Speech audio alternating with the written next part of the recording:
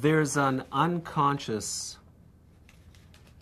covenant in international development. It's often unspoken. I call it the Enlightenment framework. Modern development, whether it's World Bank driven or CETA or USAID, assumes that the good life is based on universal literacy, access to preventative health, so that because 90% of diseases in the tropics are preventable, gender equality, because these societies traditionally often were polygamous. That goes against the whole grain of modernity. I came to East Africa in 1985 humbly as a student, recognizing that cultures are really different, as I said before, and not just superficially different. Now, I happened to find myself plopped down in the middle of a major United Nations project, which was supposed to be the pilot project for helping nomads in arid lands deal with modernity.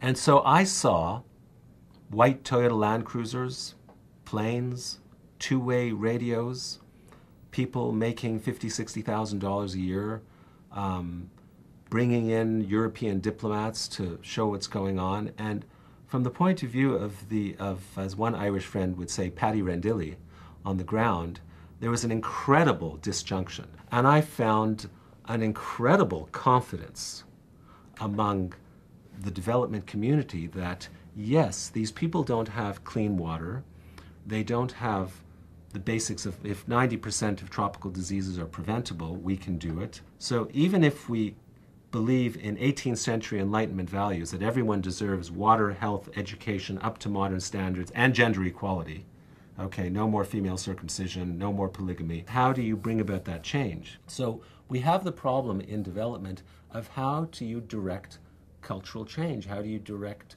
medical change? Is it in practices or is it in attitudes? And this is highly debated to this day. These are usually people who sit in head offices and who don't quite realize that they're the liberal democratic version of utopian ideology. It's very, very hard, I think, for people in Europe and North America to recognize that the things that we hold to be natural are really cultural. In other words, our demand and expectation of a modern health system is very historical. There has to be a series of reasonable expectations and even intergenerational expectations, in the sense that if you take a group like the Rendilly, those who are non-literate warriors and shepherdesses, by the time they're 18 to 20, there isn't much that you can do with them.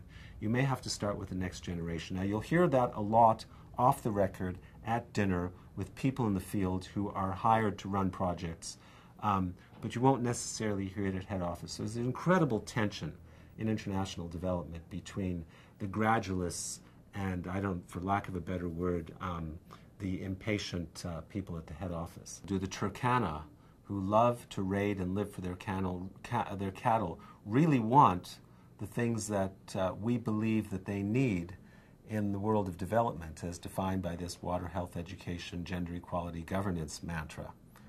And some of them say no. Some of them say, go away. We don't want you here.